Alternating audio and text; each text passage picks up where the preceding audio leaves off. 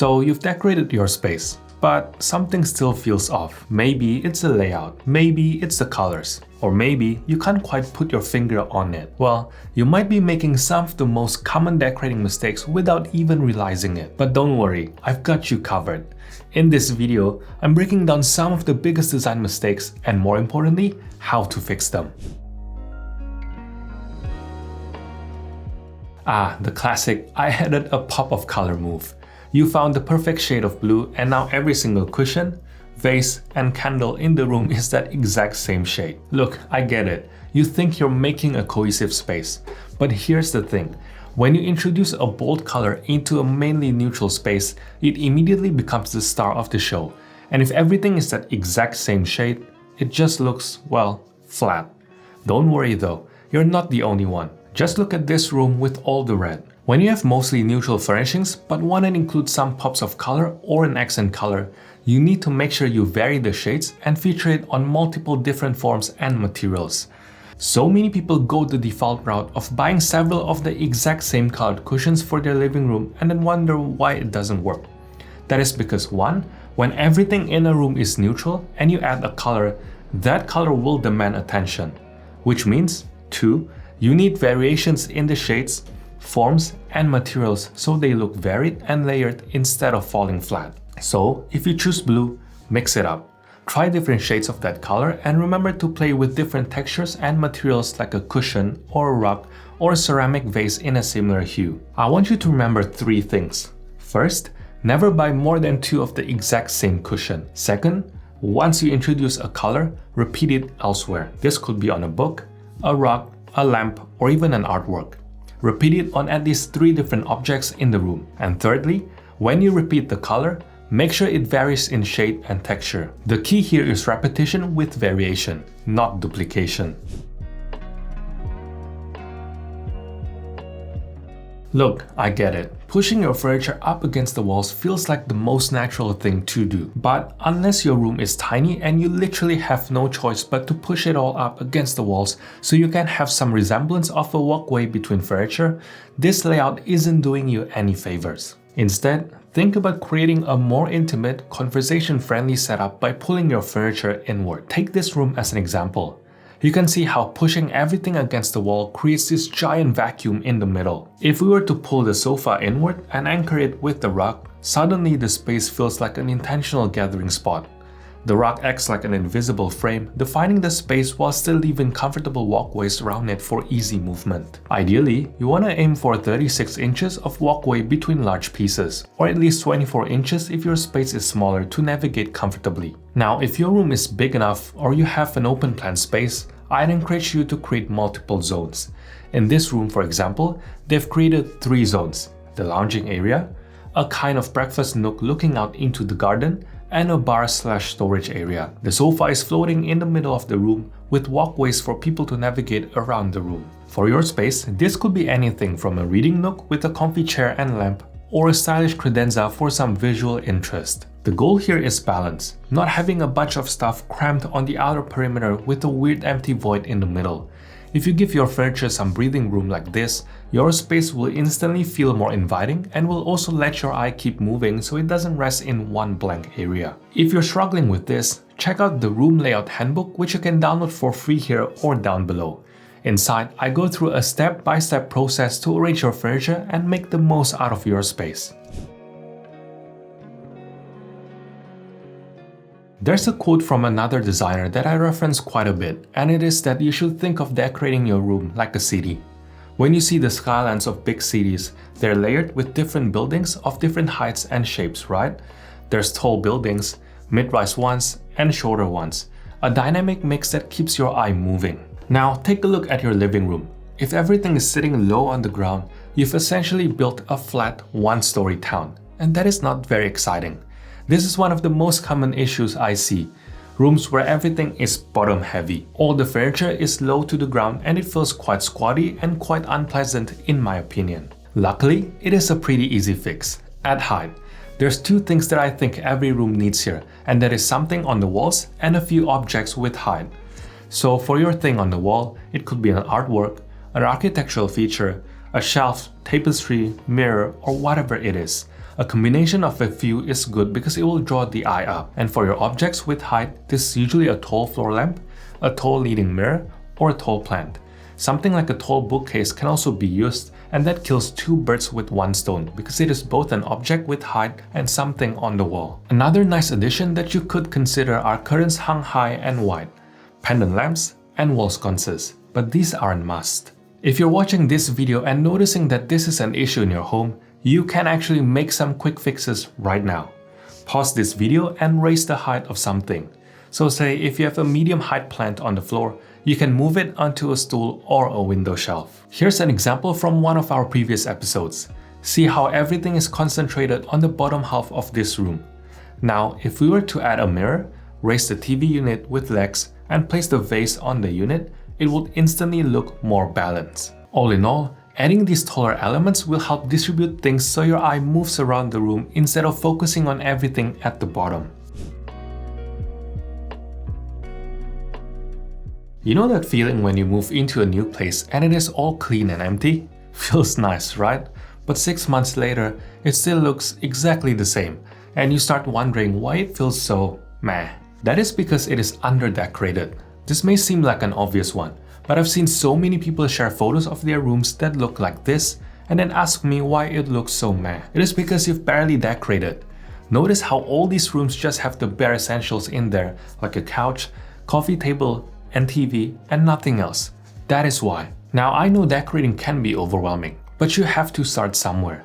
I've made an in-depth guide to a beautiful home with a decorating checklist inside to help you with this.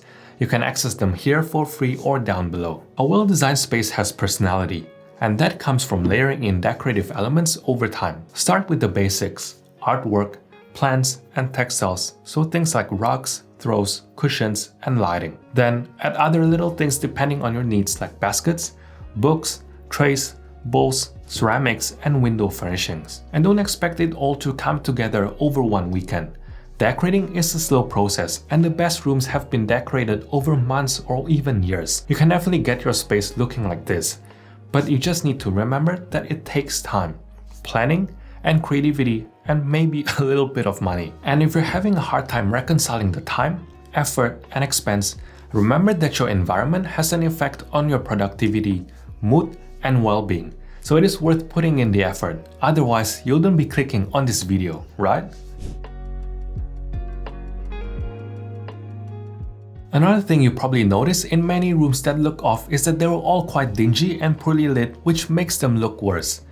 Now take a look at this bedroom and this dining room. Notice how they both only rely on one overhead ceiling light. If you've watched any of my videos before, you know how much I advise against this. While general overhead lighting has its time and place, the way you get that cozy and layered look is to add in lamps at various heights and locations throughout your space. Or at the very least, install dimmers for your overhead light. Now take a minute to look at your own home. How many lamps do you have in each room? If it is under 2, I'll definitely suggest getting more. Speaking of lamps, I want you to be aware of the bulbs you put in. If possible, make sure that you use the same type and brand for the same room so you have the exact same color. And remember that light temperature makes a big difference, which I've discussed so many times in my previous videos. Color isn't just about picking a shade you like, it is about how that shade interacts with everything else in the room. Ever wondered why some colors look amazing in one space but completely off in another? That is because color is relative. It changes depending on what is next to it. So many people get this wrong, and this is something I talked about in depth in chapter 2 of my practical home design course, and also in my video, The Simple Color Rule, What Goes With What. Notice how in this kitchen, the color feels off. While you'd think a blue and a grayish beige would work well together, it does not work in this case because the cupboard color has a muted look while the blue is very clear. Same with this bathroom. The clear blue tiles and sinks don't really play well with the muted countertop, but in this kitchen, the clear blue works well with the clean white trims and cabinetry, and the black accent provides a nice contrast to the light colors. The short version is, always test colors together before committing, and not just paint swatches. Also compare material swatches, which might be a sample of the upholstery on your couch, or even a cushion fabric, curtain fabric, or even a sample of your flooring or tiles. Do this to make sure everything plays well together. Otherwise, you may end up with something like this living room, where all the furniture plays pretty well together, but the mint green walls totally ruin it. I get people asking for my advice on how they can decorate their rooms all the time. And more often than not, the biggest thing I see is a lack of texture or color in their rooms. Have a look at this room. How many textures do you see? Pretty much only the soft texture of the couch and the other furniture pieces are hard. Or this one. Even though it is much more interesting with the organic shapes compared to all the harsh angles in the last one, there's still only the smooth and shiny texture of the mirrored wall and side tables, and slightly softer texture of the white upholstered sofa. Rooms that only have one or two textures like this are visually boring. Now, when I say texture, I'm talking about texture broadly, so everything from visual texture to physical textures. That is everything from patterns to artworks to plants, linen, leather, timber, and ceramics. Take a quick glance around your room right now. Can you spot at least 3 different textures? Are you seeing lots of smooth textures? What about visual textures? Is everything solid colors? Do you have any interesting patterns in your room? If everything feels smooth and flat, or if it is hard to find more than 3 textures, it is a sign your space might be missing that extra layer of visual interest. Consider adding elements like a knit throw or a tactile wool rug to warm things up. I also have a whole video on texture in interior design if you want more practical tips on adding texture into your space. Here's the thing, if you have a colorful room, you can typically get away with less texture, because the variations in colors are already exciting on their own, provided that you combine them well. But if you have a mainly neutral base like black, white, cream, and gray, then you need way more variation in texture and material to make that room visually interesting. Now let's talk about proportion and scale. If some things in your room are too small while others are too big, you'll never have a harmonious design. Just take a look at this living room. It is not too bad until you see the tiny little sheepskin rug next to the console and vast emptiness on that big blank wall. It looks so small and random and out of place. And then in this living room, the coffee table is way too large. It is nearly as long as the couch, and again, 2 large objects flanking the sofa with nothing in between, almost like a goalpost. The golden rule is that the object that is the anchor or base should always be larger than the object on top of it. Or if you think about a rug, it has to ground all the seating and armchair on top of it. That is why a rug has to cover at least the 2 front legs of your sofa and armchair, which pretty much means that the rug has to be wider than the sofa. The scale of all your objects is also very important. Generally, the 2/3 rule is a great starting point. The object above should be about 2/3 the width of the object below it. Now the 2/3 rule isn't a hard and fast rule. You can typically play around within a range, usually from half up to 4/5. Just avoid the extremes, as anything under that usually looks off balance, as one object can be too small or too big against the other. In the same vein as incorrect scales and proportions, a lot of people make the mistake of hanging their things too high on their walls and makes everything look off balance. Like in this living room, you can see that the artwork is way too high up on the wall with a big gap in the middle that it looks like 2 separate objects. Ideally, you want the furniture and the things you hang on your walls to relate to each other so they're a cohesive unit. So say if it is an artwork, the bottom of the frame should be 6 to 10 inches above the furniture piece. But if it is going on a blank wall, the center of the piece should be at eye level, which is about 57 to 60 inches off the floor. Let's take this living room. The gallery wall is nice, and I understand that they've put it so high up on the wall because of the fireplace, but it just feels awkward and off balance there. The TV on the wall next to it is too high as well, and everything is clustered around the fireplace, which is already visually heavy on its own. From my experience, people tend to hang things too high because they feel like it is an empty space that needs to be filled. But this usually happens because there isn't enough interest happening around the room at eye level or below. If you've done everything we discussed previously, from texture, color, contrast, lighting, scale, balance, and many more, then I can guarantee you that even though that upper portion of the room is empty, your eyes will not gravitate there.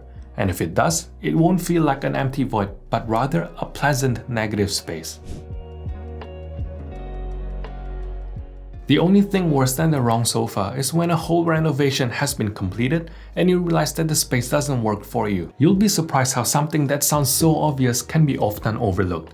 And it often happens because the builder or whoever designed the space never fully understood how the occupants wanted to live in the space. I'm constantly amazed by the floor plans that I see that show a sideline from the kitchen sink straight to the toilet.